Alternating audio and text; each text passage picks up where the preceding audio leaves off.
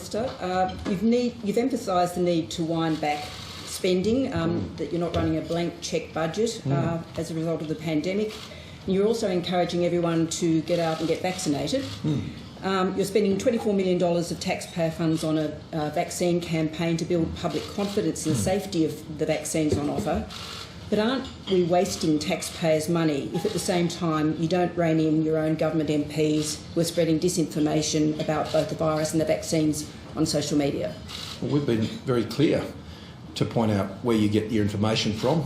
You don't get it from Facebook, you get it from official government websites. And that's what I encourage everybody to do. And that's what we're doing, and that's what we're investing in. Don't go to Facebook to find out about the vaccine. Go to official government websites. Want to understand about vaccines? Go and talk to Brendan Murphy over there. That's who I talk to. You don't go to Craig Kelly? He's not my doctor, and he's not yours. But he does a great job in his. We'll go to our journalists here today, and I remind everybody it's one question, despite what I just did. David. Leading by example, Laura, right from the get-go. David Crowe. Thank you, Laura. Thanks, Prime Minister. David Crowe from the Sydney Morning Herald and The Age. So many big themes in the speech, PM, so little time. So one question on job seeker. You talked about the fall in the unemployment rate. We still have 1 million people who are on $51 a day. The coronavirus supplement ends at the end of March. What's the reason to keep them in suspense and unsure about what their future is and where they stand on that dollar amount? And what are the factors on your mind when you make a decision about where to set that rate for the longer term? Is it participation? Is it the unemployment rate? What are the factors that are going to decide that rate? Well, it's all of those things, David, as you would expect. We are awaiting right now some further information on the labour market, particularly coming out of the last step change, gear change on both JobKeeper and JobSeeker at the end of December. Not all that data is in. To tell you, there's one thing I've learnt over the course of this last 12 months is in a pandemic, you don't get too far ahead of yourselves. Things have a habit of changing on you. And I think that is equally true here. The difference between JobKeeper and JobSeeker is that with JobKeeper, that involves the business community and the arrangements that they have to put in place because they are a partner in the delivery of that. The government makes the arrangements on JobSeeker. And we will be continuing to meet, the Treasurer and I, the Minister Ruston in particular, and of course Simon Birmingham as the Minister of Finance, to work through those many issues. The Australian labour market is coming back, and I think it's coming back far more strongly than I think many anticipated. But it's still got a long way to go. It is true, and Michael McCormack would tell you, and I was up there in regional Queensland just last week, a week before I should say, there are real shortages out there. See, workforce challenges this year is one of the, and next year and going forward, I'd have to say one of the biggest, if not the biggest single economic challenge we have in this country. People having the right skills, people being where the jobs are and where they're needed, and ensuring that's plugged into a broader economic understanding of where the opportunities lie ahead. That's why we put so much in skills. That's why we put so much in additional university places. That's why we're looking to have a new national skills agreement. The labour market is very sensitive to all these issues, and of course the settings that sit around the unemployment benefit. Now, it is true that we've maintained it at a much higher level through the COVID supplement, but at some time these arrangements will adjust. Now, we haven't made those decisions yet, and we're looking at the many issues that relate to where people are at and their needs, but of course the need to also have them in jobs, because you will always get paid more in a job than you will on a benefit. At least that's how it should be. Just Prime Minister, the way the legislation is written that the government's still considering, it's basically March 28 and that's it, and it specifically says you can't extend it. Well, we're still in February today, so there's plenty of time for us to deal with any new settings we want to contemplate. Lani Scarr. Prime Minister Lani Scarr from the West Australian, thank you for your speech and welcome back to the first sitting week of the parliamentary year. Right now, WA is experiencing its first case of COVID-19 in the community in 10 months. The outbreaks experienced recently in various states have all originated from return travellers, and we know that there are some very nasty and morphing strains in the UK and South Africa. Is it time to consider a different form of quarantine for return travellers? Do we need to have custom quarantine facilities rather than using hotels? Or do we need to simply not accept travellers from countries where the virus is at its worst until the vaccine can be rolled out in Australia? Well, there's a lot in that, Lani, and obviously all thinking of those in Western Australia, they're going to have some difficult days ahead of them, particularly the business owners there. I think one of the things we've learned is we cannot be too careful around these new strains. There is still so much we don't understand about it, and they can move very quick, and you don't want to find yourself on the wrong end of that decision when it comes to how quickly you move. I think where these new strains are coming in, and so far we've been very successful. I mean, the localised lockdown that we saw in the Northern Beaches, and I see Jason here, and your community did an amazing job up there, mate. Whether it's there or what was done in other places, and the very brief lockdown we had in Brisbane, which I supported very strongly. And one of the key reasons for that is you don't know what you don't know. And with what's happening in Western Australia now, the extent of the geographic area covered there matters for the Premier, but the idea that you give your contract tracers a fighting chance, I think, is sound. When it comes to quarantine, this matter was addressed last year at some length. Now, if you want to see thousands of Australians come home every week, thousands, then as we work through this with Department of Home Affairs and the many other important agencies that assist us with these matters, the advice was very clear that the most effective way to do that was in a partnership with the states, which utilise the very significant accommodation capacity and other services that can be brought to bear to manage quarantine in that way. The idea that we could sort of replicate a sort of border protection failure detention network that was put in place by the previous government, and somehow that's the way we should have gone down. You remember that alone led to cost blowouts of more than $11 billion at the time. Heaven knows what it would have been now. The idea that you can do that on that scale and that's the best way to management, the clear advice from our agencies was that was not the case. And it was also the view of the states and territories, I can tell you, pretty clearly. And we've had a good, I think, an outstanding partnership with the states and territories in managing that process. We provide the support, and that is where the bulk of the Defence Force support for quarantine facilities is. But as you know, when we had the recent strain emerge in Queensland, we took a decision together to take the pressure off. And we took the decision, which I know has real consequences for those that Maurice is working every day to try and get home. That had consequences, but we believed we had to take the pressure off that system, and we've done that until the middle of this month. So I believe we've managed it quite practically. When you think of the 500,000 Australians or thereabouts that have come home in the last 12 months, and yes, there have been outbreaks, but that's why we've always said you can't just rely on that alone. It is the outbreaks, and it is the contact tracing and all the other things that follow from that. Now, I can appreciate that after 10 months in Western Australia, they would be understandably anxious about how the public might react, having got into other habits. But I'm encouraged by what I saw in Brisbane. That was not dissimilar. And the response that I saw from the people of Brisbane, I was incredibly impressed with. It matched what we saw coming out of Sydney and Melbourne, with record levels of people coming forward for testing and understanding what was needed, and the same we'll see in Perth.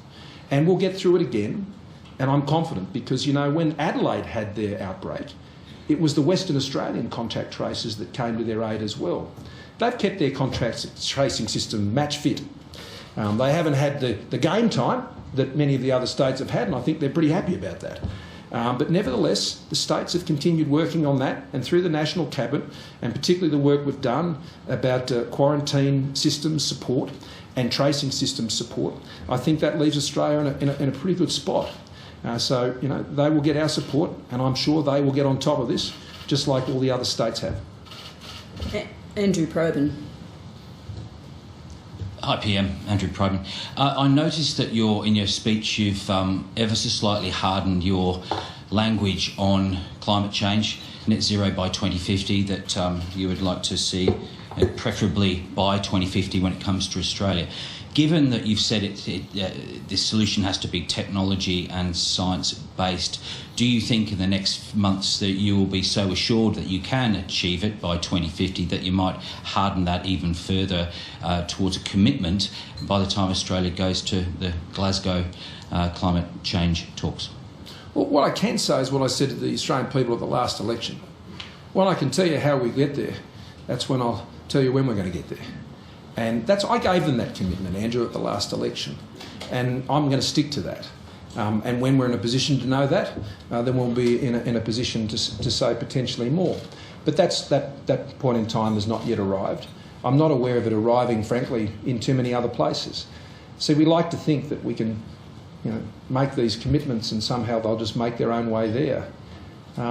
If you don't get there by technology, if that's not what actually gets an economy to net zero, there's only one other way that that's achieved, and that's a tax. That's the only other way you get there. And so my commitment to Australians that I will not tax our way to net zero by 2050 is a very, very important one, and I will hold my faith with the Australian people on those issues. So we will see how the technology develops. We will see the great work that Alan Finkel is doing with us and with Angus Taylor and so many others. But Australia's approach will be technology-driven, not taxes-driven.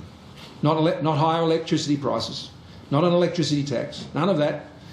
The person I've got running our energy policy and emissions reduction hasn't spent a lifetime coming up with new taxes. He's spent a lifetime coming up with new technologies. Chris Yorman.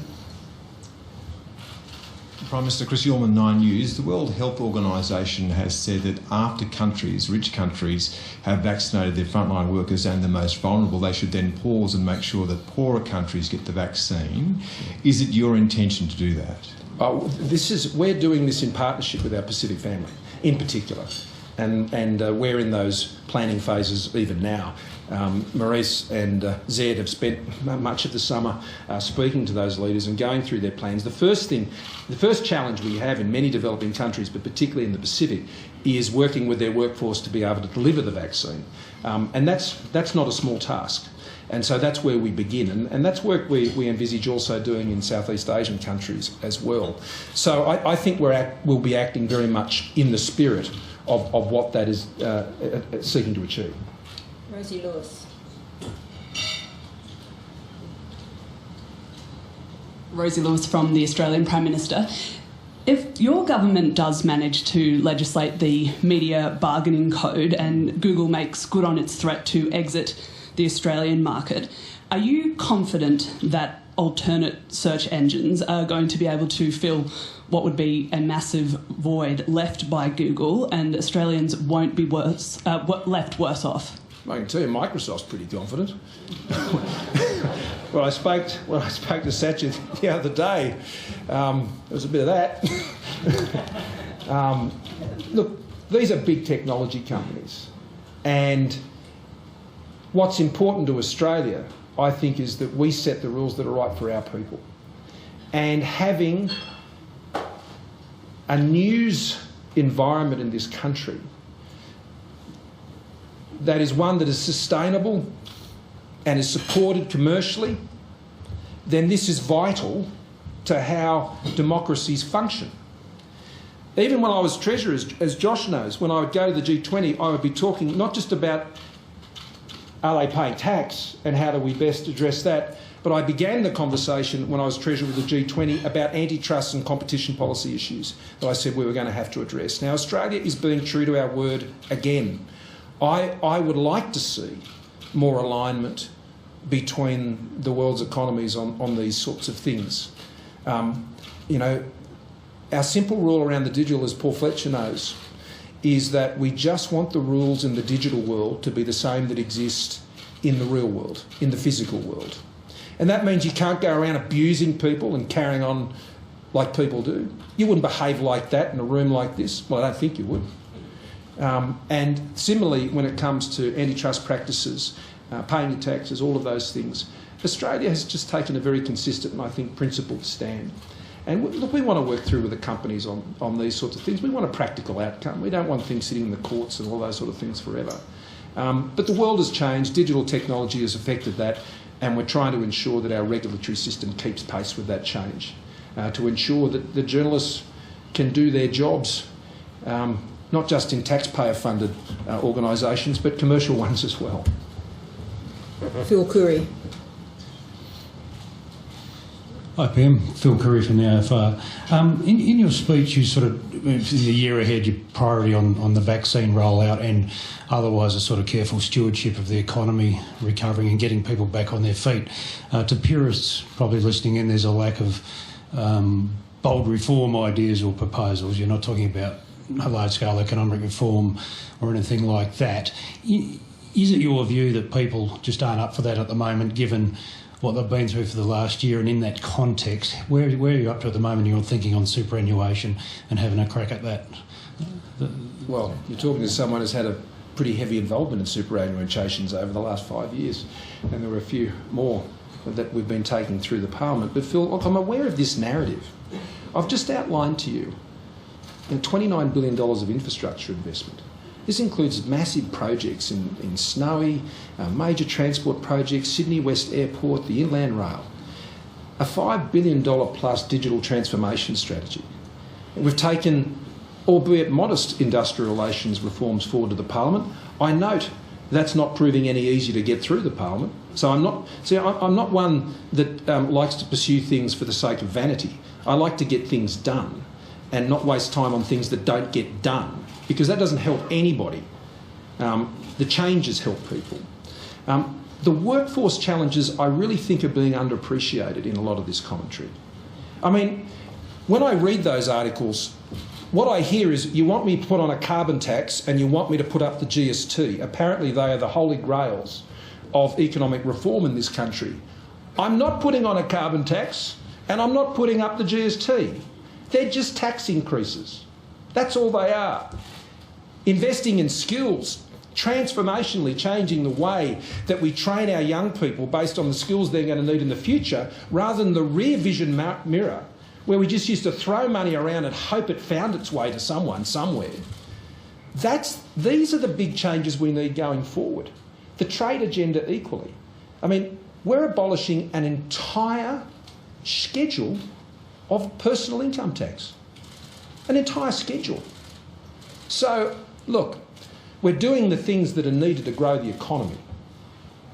And to grow the economy this year in particular, the health strategy around the vaccine is obviously fundamental. But the economic recovery plan that we're pursuing is strong, it's consistent, it's getting done, and it's getting results. Mark Riley. Mark Riley, Seven Network Prime Minister. What concrete action will you take to ensure those companies that took billions or tens of millions of dollars from taxpayers for JobKeeper and then funnelled it through to executive bonuses and dividends pay that money back? I'm not into the politics of envy, Mark.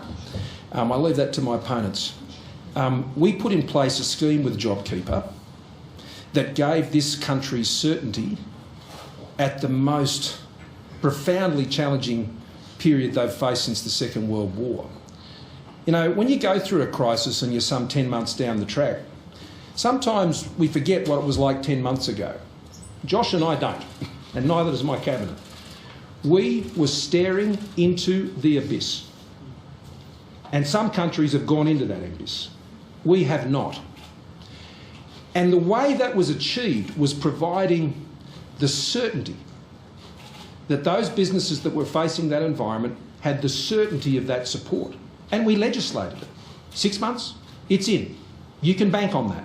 You can put your plans to work on that. You can employ your people and keep them in jobs. JobKeeper saved 700,000 jobs. I'd say that's pretty significant. And I say that made a big change. Now, the law is the law. The law that we put in place and passed through the Parliament ensured that those funds were provided into the corporate sector. Now, if there are some companies that feel that they want to hand that back, great, good for them. But let's not lose sight in some sort of envy narrative that that program did not change the course of the nation. Michelle Bratton. Michelle Grattan from The Conversation. To go back to your climate and energy remarks, Prime Minister, do you expect to attend the Biden climate conference, and do you think this might provide an opportunity for a face-to-face meeting with the President? Oh, well, there will be those. At this stage, we haven't received the details or nature of the event at this point. As you can appreciate, things are very busy over in the White House at the moment, and they'll be communicating that to us, and then I'm sure the Minister for Foreign Affairs, Maurice Payne, and I and Angus Taylor and others will discuss what is the best way for us to participate in that and how that will work. But we welcome it, and we look forward to supporting it. Thank you. Prime Minister, the ABC is extending by 10 minutes the broadcast today, so Sure. we're just wondering whether you're happy to take a few more questions. Always. Excellent. I'd like to hear this. Andrew Clennell. Prime Minister, Andrew Clennell, Sky News. Hey, Andrew. Last year you started out saying the policy was suppression and that we had to live with the virus and ensure we had enough ICU beds, that we were flattening the curve. Mm-hmm. Now you've supported the Adelaide, Brisbane and Perth lockdowns despite hardly any cases in those jurisdictions. Have you given in to the view of the vast amount of Australians they want 0 cases of coronavirus, none at all? Are you pursuing eradication now?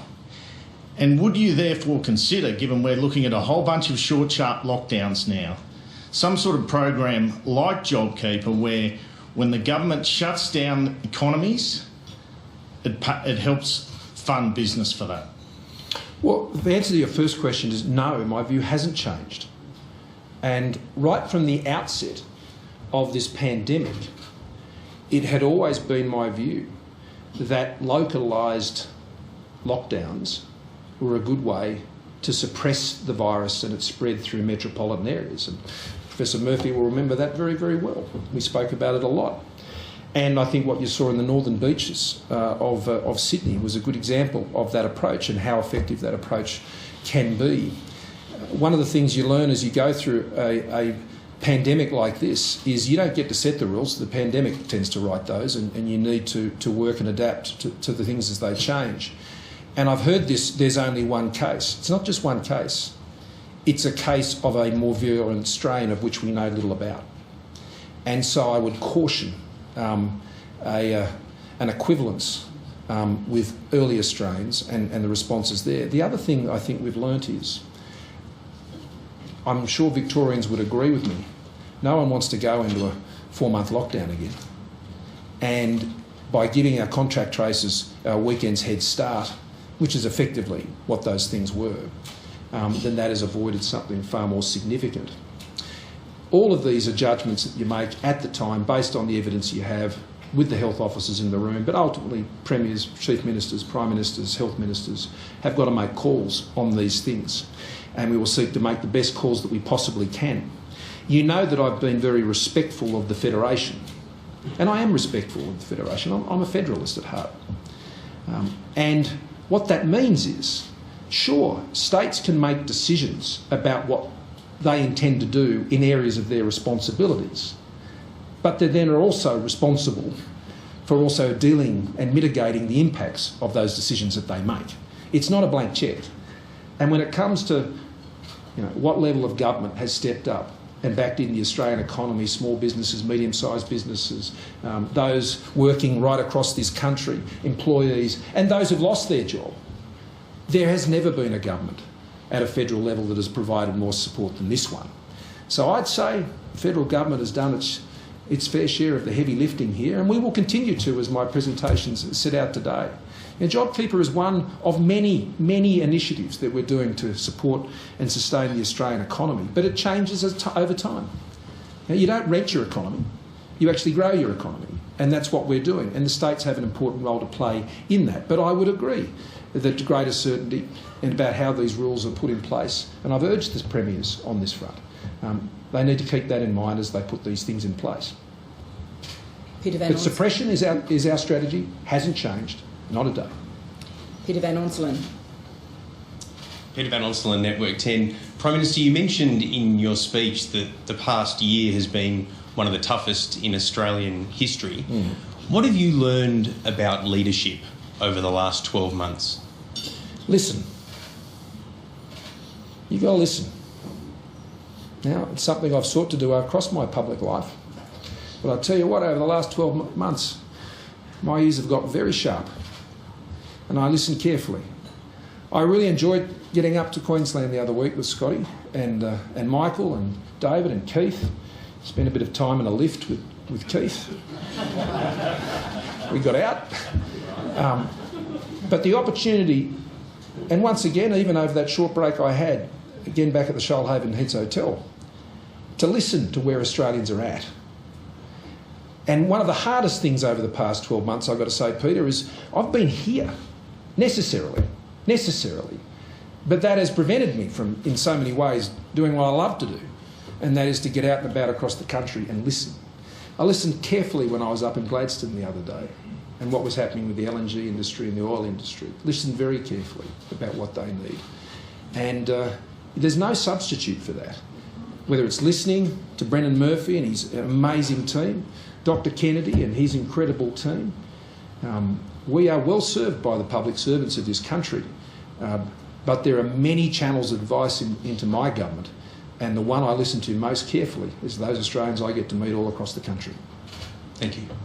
Catherine Murphy.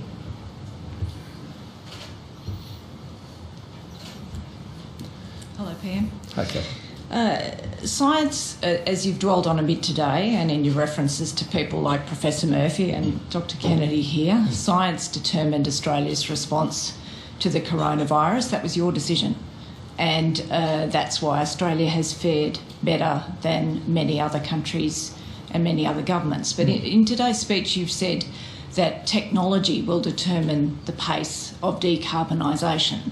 So my question's very simple. If science determines Australia's response to the pandemic, why doesn't climate science set the trajectory for how fast and far Australia needs to change, given pandemics and climate change both represent existential threats to humanity? Thank you, Catherine. Well, look, I've got the text of the speech here. I'm quite confident that I said science and technology. I don't have the text. Science and technology is what I said. Right. And that's true. Technology is the product of science. So I'm not sure the point you're seeking to make. What I'm saying is if you go back across the energy history of the world, you will find that the big transformational developments that have happened in economies have happened because of the changes in technology borne by science. Shale oil, for example, in the United States, completely changed not only the price of energy, which drove a manufacturing revolution in the United States, but for the first time, I think, since Nixon first called for it, the US had energy independence, and that had a profound impact on their global outlook. That happened because of science and technology and research and major advances, and it changed the world. And if we go back across all of this, whether it's electric vehicles or whatever it happens to be, batteries, the work we're doing on hydrogen that, is going to change the world, then it comes from science and technology. The science I'm talking about is the science that fixes things, that gives you solutions, that actually creates a path. And I'm simply saying that and I thought Honest Special Envoy Kerry was making this point the other day. He said the US could reduce their emissions to zero tomorrow and it wouldn't solve the problem. Why? Because all the emissions increases are happening in developing countries. Now, they're not going to switch off their economies. They're not going to do it. I'll tell you why they will do it in terms of making a change if there's commercial technology that enables them to do it. And that's why we want to partner with them. We want to partner with India on these issues, with Indonesia, with Vietnam. We've got to focus on the how now. That's what we need to do to get emissions down, because that is what's going to change things. And that's what we're doing. That's the action we're taking, and it's science-led all the way. The science does deliver the technology, Prime Minister, but the point is that the science also tells us what we should be trying to achieve. Isn't it going to be better to have opinion galvanised by looking at what the science says about what we need to do? Well, as I outlined, we're seeking to get to net zero. We'd preferably like to see that happen by 2050, as I've said. could happen sooner with significant technological change. But I tell you, if there isn't the technological change, then it's just a bit of paper. So we all know where we need to go. Now is the time to focus on how we're going to get there. So if we can produce hydrogen, as Angus tells me, at $2 a kilo, then we can get there. If we can't, it's going to be very hard. And so they're the targets I'm interested in, achieving those, because I know they'll achieve the bigger target, which is where we're seeking to head. And if we do that, I don't have to put, and will not put, that tax burden on Australians, particularly regional Australians, that some seem to want us to do. But I won't. Sorry, we've got time for one more question from Tamsin Rose. Thanks, Prime Minister. Tamsin Rose from the Herald Sun. A report released yesterday found that Collingwood Football Club has a problem with structural racism and that the club should publicly make amends to those who have paid a high public price for speaking out about it. Does Australia have a problem with racism? I'll give you a personal view. This is an issue that has vexed,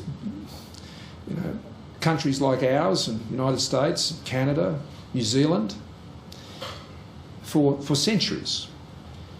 And we are each struggling to find peace for our nations along this journey. We've had significant challenges in this country, but I believe we're working to overcome them.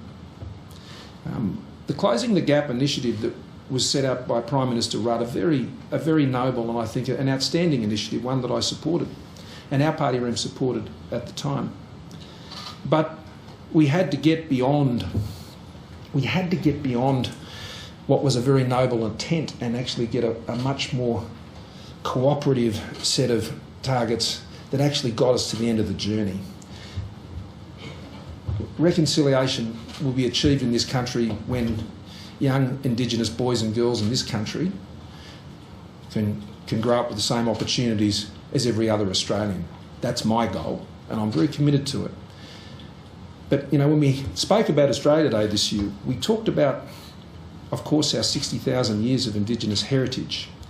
We talked about those who first came in chains in ships, including my fifth great-grandfather.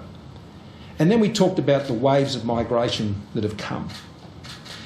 I know that Australia is the most successful multicultural immigration country on the planet. And when I speak to other leaders, they ask me about how we've achieved this. That doesn't mean we don't have our challenges or our issues, but it does mean that we're very conscious of the great benefits of the cohesion of our society.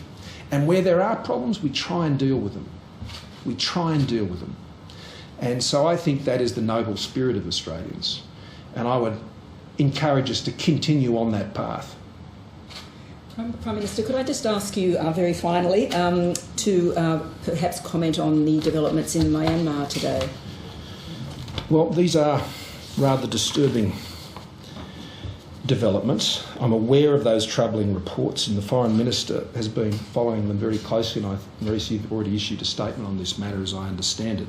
The details, I've got to say, are very limited because of communications that were reportedly cut, and it's still relatively early in Myanmar.